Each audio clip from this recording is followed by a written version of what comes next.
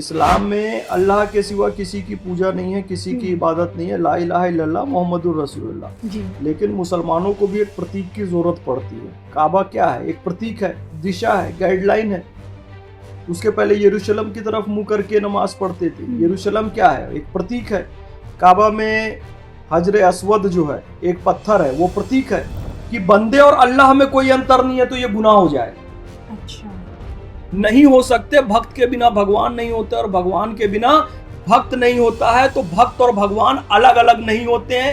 अंतिम चरण में आप ये कह सकते हो भगवान भक्त एक हो जाए। एक, बस यू गॉट द पॉइंट। इस्लाम में मूर्ति पूजा का सबसे बड़ा सच, काबा शरीफ में मूर्ति पूजा नहीं तो फिर क्या? ब्रह्म सत्य का सबसे बड़ा सत्य, जीव और ब्रह्म सत्य के बीच का फर्क, इस्लाम में गुनाह क्या है, सनातन में सत्य क्या है। सनातनी मुसलमान फैज खान ने दिखाया सत्य का आईना, वो भी सिर्फ और सिर्फ धर्म ज्ञान पर।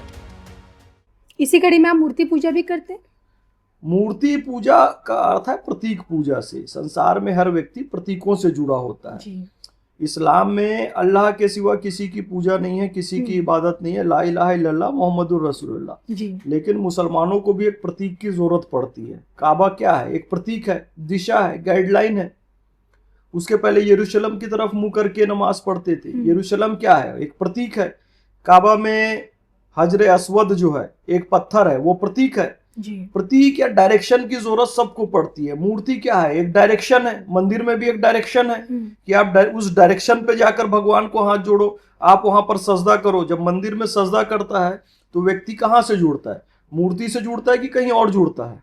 मूर्ति से नहीं जुड़ता है। मूर्ति प्रतीक है और मूर्ति के प्रतीक के माध्यम से वो सजदा जब करता है उस मूर्ति के सामने, उस सिंबल के सामने, तो वो जुड़ता कहीं और है, सीधा ईश्वर से जुड़ता है। मुसलमान भी जब जाता है और संगे अस्वद है और काबा शरीफ है जो काले रंग का, आप देखती होंगी, टीवी में देखा होगा, आप तो गई नहीं होंगी वहां पे, तो वो भी प्रतीक है। उसके सामने झुकता है तो वहां से थोड़ी जुड़ता है, जुड़ता है ईश्वर से। तो मूर्ति प्रतीक है, संगे अस्वद प्रतीक है। लेकिन इन प्रतीकों की आवश्यकता पड़ती है। कब पड़ती है? जब व्यक्ति प्रथम चरण में होता है। लेकिन इस्लामी परंपरा का या ईसाई परंपरा का या यहूदी परंपरा का कोई व्यक्ति अंतिम चरण में पहुंच भी जाए, जैसे कि मंसूर बिन हल्लाज पहुंचा था, तो उसने कह दिया किया दावा अन हक का हुआ सरदार आलम का, अगर सूली पे न चढ़ता तो वो मंसूर क्यों होता। उसके शरीर में 800 छेद करके उसको सूली पे टांग दिए थे, क्योंकि वो अंतिम चरण में पहुंचा। देखो, सेमेटिक रिलीजन का कोई व्यक्ति अंतिम चरण में पहुंच भी जाए तो उसे खुद सेमेटिक वाले स्वीकार नहीं करेंगे, यानी इस्लाम, यहूदी और ये ईसाई जी। लेकिन सनातन का कोई व्यक्ति जब अंतिम चरण में पहुंचता है, एक राम दशरथ का बेटा, एक राम घट में बैठा, एक राम सब जगत पसारा, एक राम सब जग से न्यारा। तो जग से न्यारा वाली कंडीशन क्या होती है कि लाली मेरे लाल की जित देखूं तित लाल, और लाली देखन मैं चली मैं भी हो गई लाल। यानी कि वहां पर ईश्वर से मिलने चले थे लेकिन ईश्वर में ही विलीन हो गए, हम भी उसके चरणों में विलीन हो गए। इसको कहा गया ब्रह्म सत्य जगत मिथ्या, जीवो ब्रह्म है व नापरा। ब्रह्म सत्य है, जगत मिथ्या है, जीव और ब्रह्म में कोई अंतर नहीं है। यानी कि राधा और कृष्ण में कोई अंतर नहीं है, सीता और राम में कोई अंतर नहीं है। यदि मैं इस्लामी दृष्टिकोण से कहूं कि बंदे और अल्लाह में कोई अंतर नहीं है तो यह गुनाह हो जाएगा। अच्छा, अल्लाह अल्लाह है, बंदा बंदा है, आप ये नहीं कह सकते कि दोनों एक है, ये गुनाह हो जाएगा। गॉड और एक सामान्य ईसाई एक है, यू कैन नॉट से दिस, ये उनके लिए सिन हो जाएगा, पाप हो जाएगा। लेकिन सनातन में कहा जा सकता है कि सीताराम में कोई भेद नहीं है, राधा कृष्ण दोनों एक ही हैं, ब्रह्म जीव दोनों एक ही हैं। लाली मेरे लाल की जित देखूं तित लाल, लाली देखन मैं चली मैं भी हो गई लाल। एकम ब्रह्म द्वितीयो नास्ति, नेह नय नास्ते नास्ते किंचन। ब्रह्म एक है, दूसरा कोई नहीं, नहीं नहीं किंचित मात्र भी नहीं। देखो, राम जी का जन्म होता है नवमी को, नवमी पूर्ण संख्या है, 9 पूर्ण संख्या है। 9 एकम 9 करें तो भी 9 आता है, 9 दूनी 18, तो 8 और 1 9, और 9 तिया 27, तो 7 और 2 9। आप कितना ही गुणा करें उत्तर क्या आएगा? 9 है। तो 9 क्या है? पूर्णांक है। लेकिन राम जी का जन्म नवमी में हुआ, पूर्णांक को हुआ, लेकिन नवमी का चंद्रमा पूर्ण होता है कि अधूरा होता है? अधूरा होता है जी। संख्या पूर्ण लेकिन चंद्र अधूरा, और हनुमान जी कब प्रकट होते हैं? पूर्णिमा के दिन प्रकट होते हैं। लेकिन पूर्णिमा की जो चंद्र है वो तो पूर्ण है, लेकिन तारीख 15 पूर्ण नहीं है, नहीं है। एक तरफ तो संख्या पूर्ण है किंतु चंद्रमा पूर्ण नहीं, दूसरी तरफ चंद्रमा पूर्ण लेकिन संख्या पूर्ण नहीं।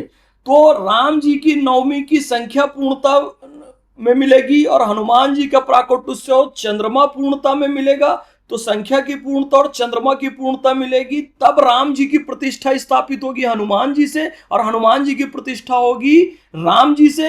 यानी दुनिया चले ना श्री राम के बिना और राम जी चले ना हनुमान के बिना, यानी राम के बिना हनुमान भी नहीं हो सकते और हनुमान के बिना राम भी नहीं हो सकते। भक्त के बिना भगवान नहीं होते और भगवान के बिना भक्त नहीं होता है। तो भक्त और भगवान अलग अलग नहीं होते हैं।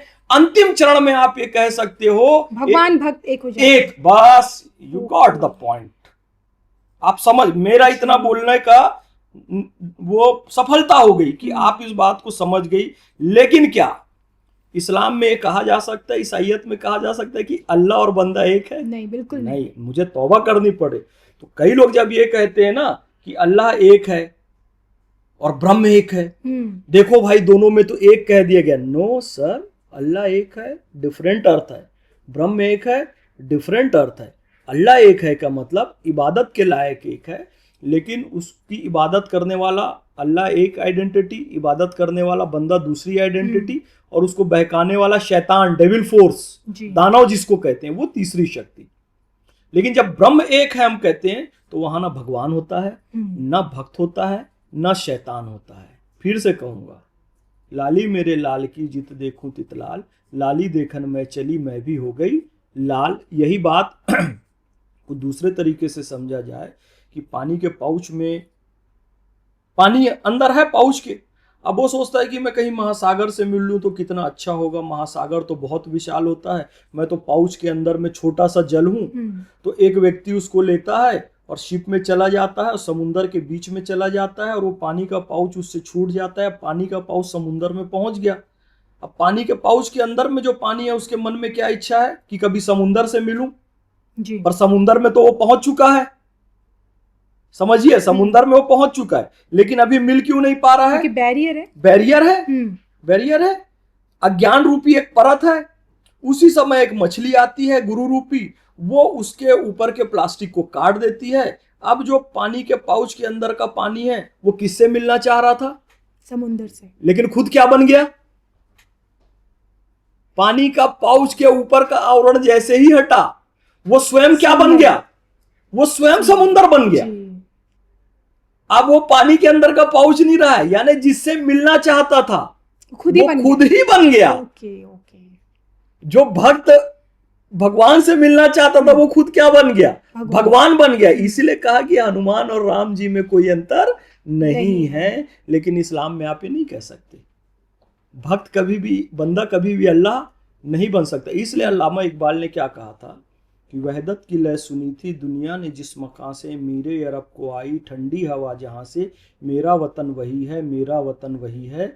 वहदत का मतलब होता है कि ईश्वर एक है जी। लेकिन उसने ये नहीं कहा इकबाल ने कि वहदत की लय सुनी थी दुनिया ने सऊदी अरब से, नहीं कहा। जबकि ईश्वर एक है का सिद्धांत तो आप कहते हैं ना इस्लाम में या यहूदियत में या ईसाईयत में, फिर भी क्यों कह रहा है कि वहदत की लय सुनी थी दुनिया ने मेरे देश से, यानी भारत देश से? क्योंकि वेदांत में लिखा हुआ है ब्रह्म सत्य जगत मिथ्या जीवो ब्रह्म है वो नापरा। एक्यूरेट वहदत जो होती है ना वो वेदों में है, वेदांत में है, ब्रह्मसूत्र में है, गीता में, एक्यूरेसी से बिल्कुल। तो उसको एक नहीं कहा गया, इसलिए ब्रह्म एक है ये नहीं कहा गया, अद्वैत कहा गया, क्योंकि एक दो का सापेक्ष होता है।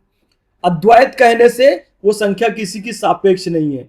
हम यदि ये कहें कि राधा कृष्ण एक है तो ये शुद्ध वाक्य नहीं है। राधा कृष्ण दो नहीं है ये शुद्ध वाक्य है। सीता राम एक है ये अशुद्ध वाक्य है।